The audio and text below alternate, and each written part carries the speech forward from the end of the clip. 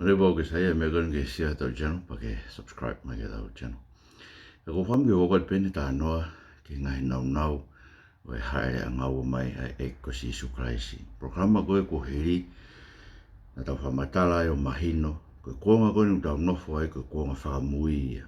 Pa ko Konga Fakamui na talu ne kamata me he hoko mai a sisu. Alo yo sisu pe e tok te tau fononga pe Konga Fakamui. O toki ospe Konga Fakamui i toi haere a ngau mai e ko si su kraisi. E maui ngā bitoi, o koe Konga Fakamui whailonga ea ki ngai whainga taa ma ngai mea koe ka kai unau sio nei. Hoko pa kai tau ngai tau hiwa ngō fulu teo teo e ta uafe o pehe ka kai koe ngai Konga Fakamui. Ni ka talo ni tau nofta toi Konga Fakamui me hoko mai si su kraisi. Koe hoko mai si su kraisi o kune vai ua maari e historia. Koe taimi koe ki mua hoko mai si su kraisi kuia koe taimi before Christ, pe koe Kuonga mua ia ka maa he lau taimi koe na ngau ea ki he Kuonga moritoni mo ki nau tolu. Ka maa, Kuonga mua, Kuonga i ki mua ia karaisi. Koe Kuonga ndo nofa i tau tolu ia karaisi, koe Kuonga koe taimi au sisu, koe tā sāi, pe koe AD. AD koe no uhinga koe Anno Domini, fo rea whakalatina e uhinga ia, i he tau o tau eiki. Ka no ge ai fora ne ta mai re tau tol ko Konga ka no fai. Wono ngai fai longa na tau lawe ge tau program ko hiri. Ma na sio mai Konga ko e fo ka mo tua.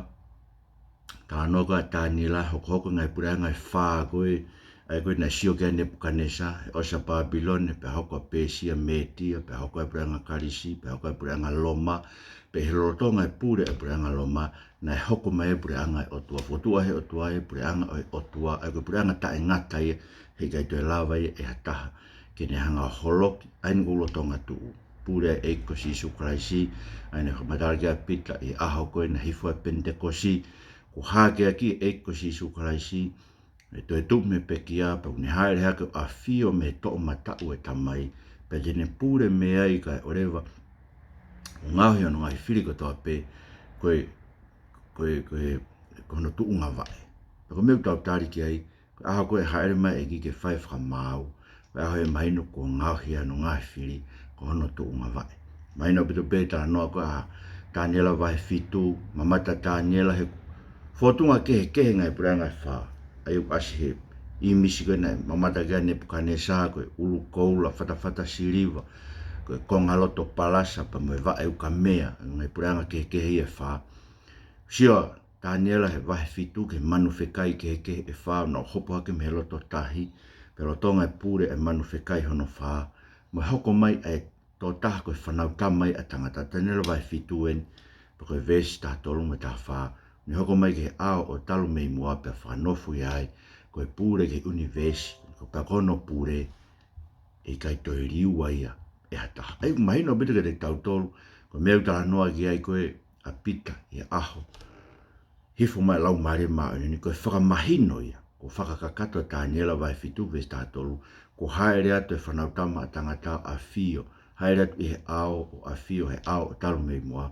Pa kono pure angain o kutuu o taingata. Sai, haere ngai Naunau o e tau nofo koe ni i he Kuonga koe ni kulau koe Kuonga Fakamui. Maui ngā vile te tau tolu ke tau hanga i lo i koe Kuonga koe ni.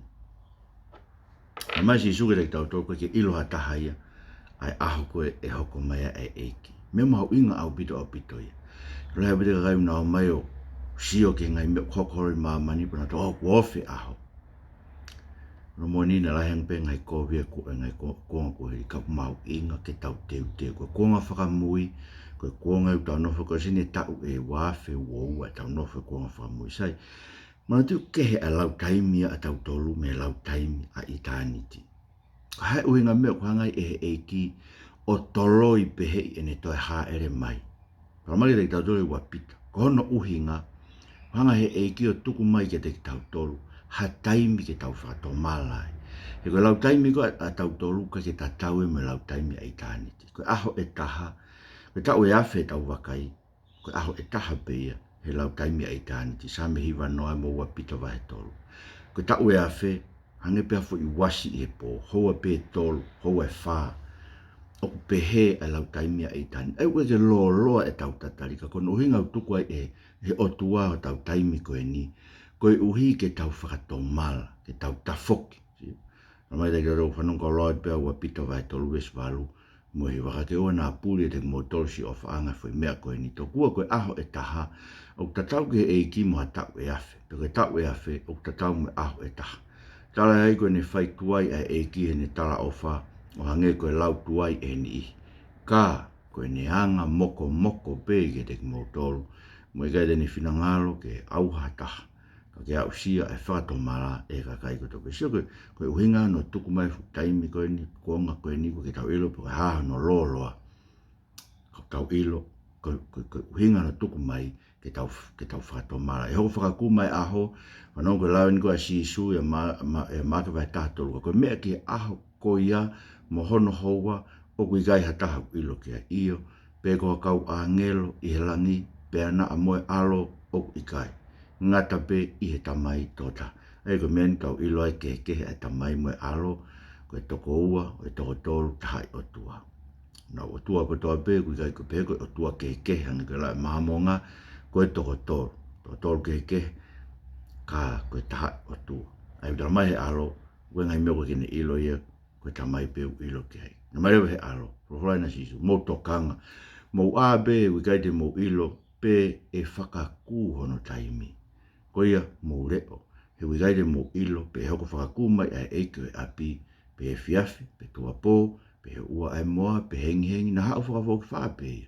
O ne ilo ki mo tolu oku mo mohe, pe koe meo kou tala ke teki mo tolu, kou tala ke kakai ko toa pe mo reo. Ka harewa uhinga reo, ko uhinga na ia ki o te tau toi mohe. Na mai Paula ke teki tato whanunga whamatala na Paula e lak te sonoraika wahe ni mawe si wa ke tahataha ki he uhinga o mo reo.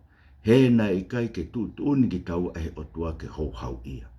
Ka te lawa i mai ai whakamo ui, i hota eiki ko si Isu Karaisi, ai e nane pe kia ko hiko ki tau. Koe uhi, pe o kuta a, pe o kuta mohe. Mahoi ngau pito ia, pe kuta a, pe kuta mohe.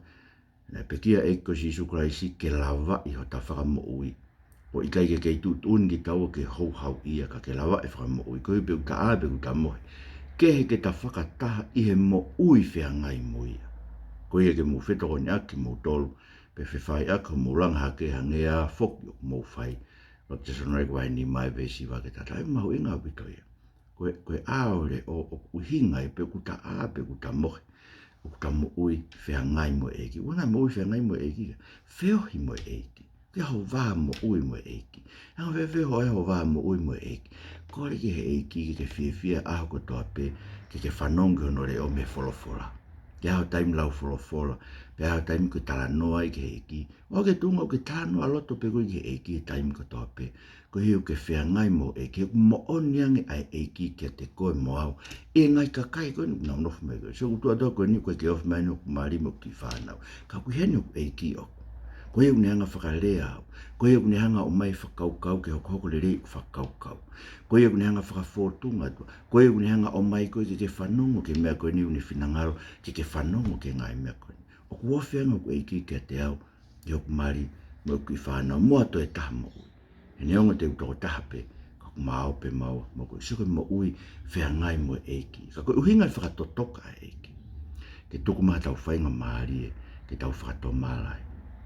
Sai, ta marewa ke te tau tole he, pe koe pe ngai whakahino hino ke te tau tole ngai mea kouton ke tau whai. Sio whanau ke tānoe na he Pelu, au te mouri aki ho mou loto lahi, koe mea ulahi no whakakoloa.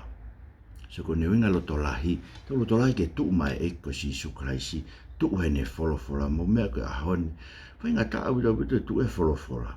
Tau maheni tau tome ngai tuu whakaholo ko tau ngai sesi pia kawe pe Wesiliana. Po whainga ta au bitu ke talatu ke Wesiliana, koe malanga koe me whaiwhika kai whini, koe mea nei tō kamata pe taiwa valu valu.